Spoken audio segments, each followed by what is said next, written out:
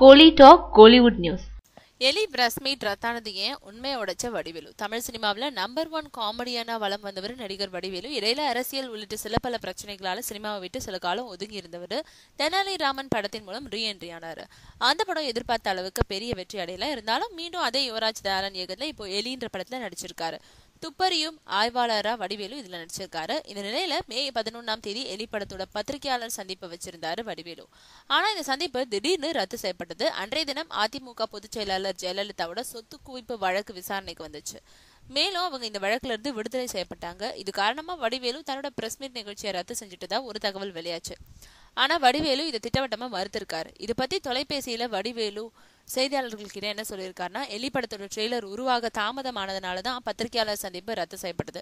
மற்றபடி வேற எந்த காரணமும் இல்ல. அம்மா மேல நான் மிகுந்த மரியாதை வச்சிருக்கேன். அவங்களுடைய ரேஞ்சுக்கு என்னோட படத்தை ஒப்பிட்டு பேசுறதெல்லாம் சரியில்லை.